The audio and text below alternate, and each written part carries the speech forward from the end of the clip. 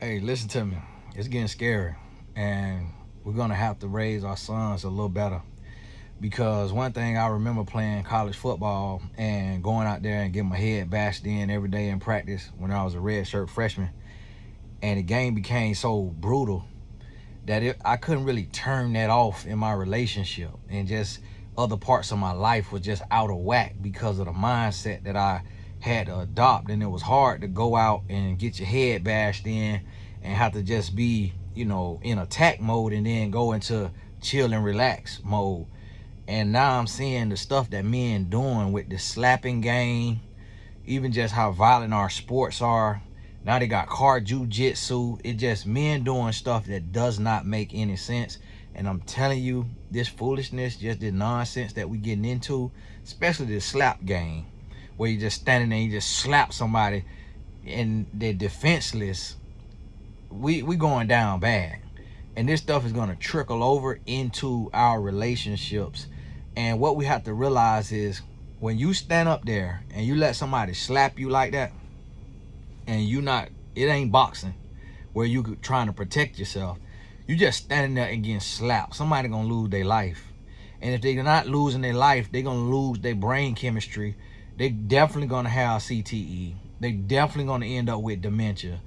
And to stand up there and do that, and the fact that it's legal, the world, whatever part of the world this stuff going on in, the world is telling you we don't care about men. We don't care about men. We don't care about fathers. We don't care about the head of the household. We don't care about the male presence in the home. We don't care about none of that. If you want to stand up there and get the living daylight slapped out of you, go right ahead. What it also is a sign of, it's a sign of a lack of purpose. Men having no purpose. Car jujitsu, it didn't look as bad, but it's like, what are you doing? You sitting in a car with the seatbelt on, and you got to take off the seatbelt, then hop in the other man's lap and start wrestling. We going down bad. I mean, we just doing horrible. The stuff that men doing, it's like, so if you raising boys, make sure that every summer you start doing business camps with them in your house. Have them start a business, have them come up with a marketing plan. Make sure that you start talking about purpose. What is purpose? Who do you want to serve? Is there a group of people that your heart feels compassion toward, that you want to serve this group of people? Okay, that's the group of people you want to serve. Create a nonprofit organization, a foundation, a charity. Okay, what's the name of it?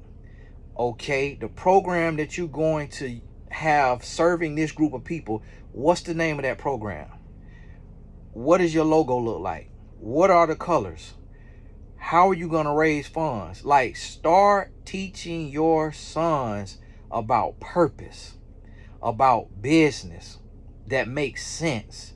Not just making a living, but making a difference. Because the stuff that men are getting into, I'm telling you, it's deeper than what it looked like. It's a lot of people who low level thinking gonna be like, oh, Tony, you're just taking stuff too serious.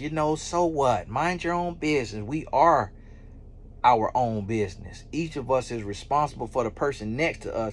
Because if I get in traffic and I cut this man off in traffic on accident, and he'd have been every Saturday night standing up getting the living daylight slapped out of him, his brain's so fried, he'll pull out a gun and pull up beside me and take my life. Because his brain is completely mashed potatoes, because he had no purpose in life other than to try to find fame and significance by standing up without any protection, without no guard, and letting another grown man. It is not a game of letting somebody weak slap you as hard as they can, like letting a 6-year-old, 8-year-old slap you hard as you can, letting somebody half your weight slap, but letting a full grown man with baby powder in his hand slap you across your face as hard as he can. And I'm like, oh, well, it's just a certain distance. Listen, if you've ever been hit in your head and you have ever had a concussion, you know it is nothing to play with. And this is what men are doing for fun. And this stuff is going over into our relationships. This stuff going over into our life. Like, anybody who have dated any woman that done dated a football player, a MMA fighter, a boxer, or any man who have had head trauma will tell you that's a different person. Any woman, that's a different kind of person. And it might not be all bad. It might not be that the man is aggressive or abusive. It just may be very peculiar in certain ways. And it's really just because of the change in the brain chemistry. Listen to what I'm telling you. I talked to a neurosurgeon. And I said, so if I got hit in my head by men who squat 900 pounds, full speed, several times, does that change my brain chemistry? Like, does that affect my brain? She said, she's cringe. And I explained it to her, like what the hits was like. And she just like, she said, Tony, yes, it does. And of course, being a neurosurgeon, she raising 2 sons. I seen her sons. I could look at how they built. I could look at how they walk. I could look at how they look me in my eyes. And I could tell if she let them boys play football, they going to the NFL. Especially her oldest son, the way he built, he going to the NFL just off of his, they can't touch a football field. You know why? Because she know better. She a neurosurgeon. She worked with the brain. So she understand. And men are doing things. And I'm going to tell you like this right here. And I hate to say this.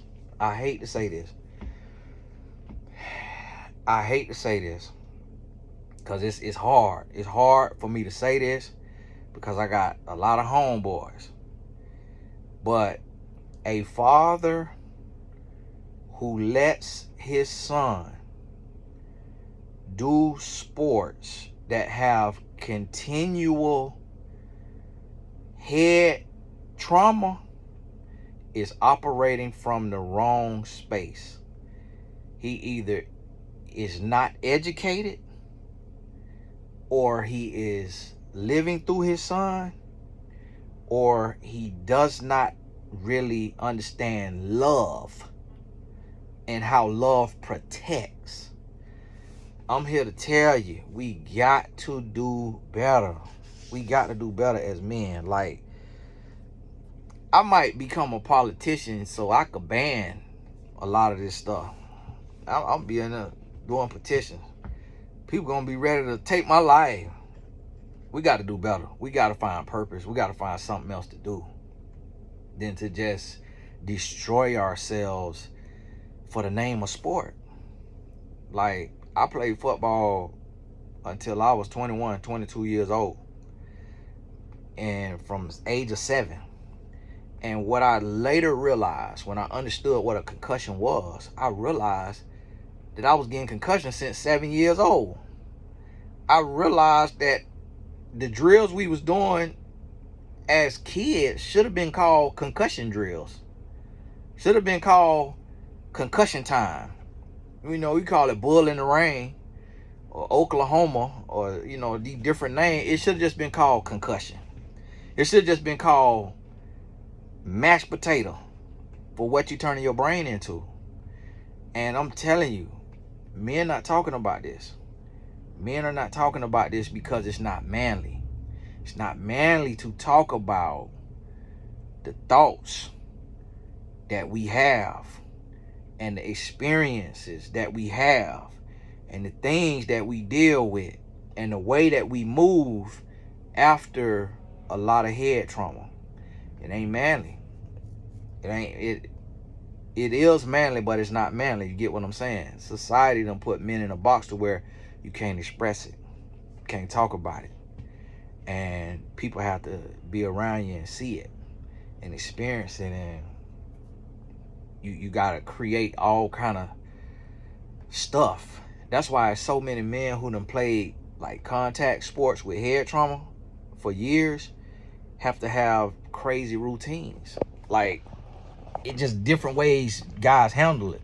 Like, some guys, they have to smoke every day, several times a day, and really don't understand that it's really just because of their brain chemistry and their body, their blood system needing that dump of oxytocin or dopamine, and just needing that continual dump from whatever drug it is that they're using. Some guys have to do very crazy things like 200-mile, 240-mile events running that just destroy their knees, destroy their legs, destroy their body. And it's like, it's no reward worth it other than to say, I did this. Whereas we could take that energy and try to end homelessness and try to end poverty. But we instead, just because of the trauma from childhood, have to do all this stuff. And it's either material possessions, or it's either vices, or it's either like just a psychotic seeming regimen, just a brutality on the body for no other reason other than just to function, just to feel alive. And for some reason, most men cannot feel alive living their purpose and doing what they were put here to do, serving someone who is in a worse position than them. Instead, we do other things for our ego or comfort or peace or release. And it's something that we gotta be mindful of, and it's something we have to address. And just even me just talking about it and thinking about it, it's just like, man, I have to keep growing, keep learning, keep pressing, and continue to dedicate myself. And I just want to encourage every man who hears this to make sure you evaluate where you're operating from and why you're doing what you're doing and what is the purpose behind it, and how can you turn it into good. Even if you did something that you just didn't understand, you didn't know, it just seemed like the only way out, but now you look at it, you look back at it, and you're like, man, I wouldn't want my son to do this. I wouldn't want my son to play the sport I played, or live the life I lived, or experience the trauma I experienced. And some men won't even get married because of that, or won't even have children because of that, just because of what they've experienced. Their life was, the world was so cold that the men don't know how to be warm. The reality or the brutality or the sport or the environment, the circumstance, the situation was so cold that it's hard for a lot of us to be warm. And there's no space for men to be vulnerable. There's really no space for men to cry. I kind of been on a crying tour, in a sense of when I'm doing something on television or a podcast, like, I cry and I be vulnerable and I express myself the way I'm expressing myself right now, and I'm doing it intentionally. It's not something I want to do. It's not something I'm comfortable doing. You know, being a talker, being in the spotlight, being a leader, and talking about things that are painful, and putting a mirror in my face every day and trying with everything in me to grow and to be better, and trying to put the mirror in other people's face and say, hey, okay, here go the mirror, look at it. What do you see? Like, what do you see? Do you like what you see? Because I just got done looking at it myself, and it's some areas I need to grow, some things I need to do differently, some things that I need more prayer, and some things I need more work. What about yourself? And just being in that space, and it's a vulnerable space. It's a vulnerable space. And my guy, Graham, he always say, victory goes to the vulnerable. And I never really understood it, because the definition of vulnerable means open to attack, that you're open for attack, to be attacked. And so, but when you flip it though, and you really understand that space, it's life changing, it's different, and it's real. And the thing about it is I don't know what my future holds. I don't know how my life turns out. I don't know what God does with me, through me, for me, to me. And so I'm just documenting the journey and just sharing the thoughts, because of however it turns out, at least people will be able to see the lessons, that the downloads I was getting on the journey. And I'm gonna tell you, to the men, in your growth, in your change, in your maturation, don't expect to be understood. Don't expect to be heard right away. Don't expect to be liked. Don't expect to be respected. Don't expect to be loved. Don't expect anybody to stand beside you. Don't expect that. If it happens, great. But don't wait for it. Don't depend on it. Don't expect it. Don't even hope for it. Just do the growth that you have to do for you, and for those watching you, for those around you, for those who can see you and touch you, and for those who are affected by your presence. Do the growth that you have to do for you, and understand that it's painful. It's painful, and you got to do the work. And the work is the self-evaluation, to look at yourself and say, where am I sick and what needs to be healed? And what is the work that needs to be done in order to heal? And guess what? You already got the answer. You already got the answer, because I believe it was Albert Einstein that said, in every problem, there are seeds to the solution. And I think it was also Albert Einstein who said that a problem cannot be solved from the level it was created. So you have to elevate your thinking. And sometimes in order to elevate, you got to separate. And you got to do what you have to do for your mental health. And when you try different routines and you have different regimen, you start to realize, and you start to understand, you start to come to a place to where you find your zone. Somebody called it a state of flow. Others call it a zone, your space. Whatever you term it, you find it. And you find it because you feel it.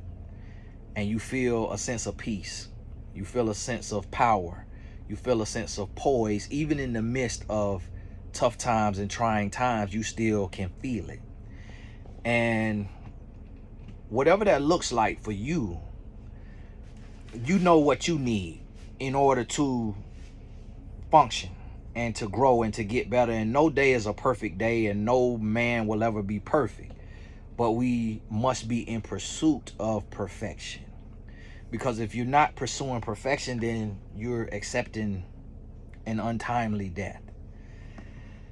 Meaning you're walking dead, man. Meaning that you've given up, and we cannot give up. We gotta be committed to growth, committed to change, committed to pressing forward. And you remember the story about the footprints in the sand, and a man said, you know, Lord, like, where were you? Like, I'm looking at my footprints, and it was 2 sets of footprints, and then on this stretch it was just 1 set of footprints. Like, why did you abandon me? Why you turned your back on me? Like, where were you in my lowest and my toughest times? And then God said, it was in those moments that I was carrying you. And I want you to understand that. I want you to remember that. I got to end the video because that just hit me too hard. Wow. Hey, God bless you.